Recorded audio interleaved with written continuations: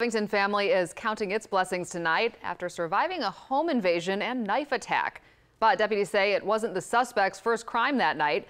At least 2 911 calls came in from the 3rd Street neighborhood in the Tammany Hills neighborhood early Monday morning. North Shore Bureau Chief Ashley Rodriguez joins us live there with the details in this bizarre case. Ashley. Hi there, Natalie. Several residents on this street tell us that they either heard or encountered this man trying to break into their homes. 2 residents one street over say the same.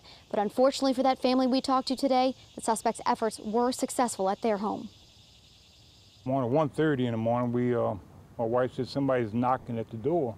I said, it's probably a dog scratching, hitting the floor. No, it sounded like something, so I get up.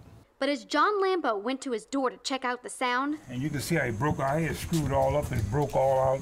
All that right there broke. he says this man rushed in, bringing a story of being sought by a gunman and a whirlwind of terrifying actions to follow. Yeah, my wife had a big old knife, about 5 inches long, 2 inches wide, and I seen it, so I grabbed his wrist. But Lampo says the man, identified by deputies as Emmett Roach, had immense strength and seemed to be on drugs. The next thing I know, he's up there. He's got my son with his hand here with a knife at his throat. He had that big knife trying to cut his throat. All of this occurring in a home with 3 children, 1 an 8-month-old, inches away from the struggle. Down the street, St. Tammany deputies were already taking a report from a neighbor who said a man had tried to use a yard statue to break into his house. The commotion from Lampo's home led the lawmen inside to make a quick arrest before anyone was injured. I'm 67 years old. I've never had nothing like that happen.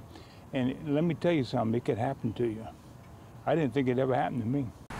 Some Tammany Hills residents say they're feeling the same way more and more as they believe crime has been on the climb. And although there is steady police presence in the neighborhood, they'd like to see more. The sheriff's office says it's always open to requests for increased patrols. In the meantime, these neighbors are increasing their own watch for each other. Now, another issue that residents feel will curb crime if addressed is street lighting. If you take a look behind me, we were riding around the neighborhood and found several streets with no lights at all, or sometimes one pole with a light with 3 or 4 around it without them.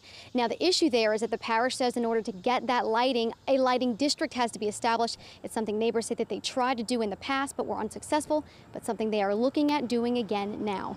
Live in Covington, Ashley Rodriguez, Eyewitness News.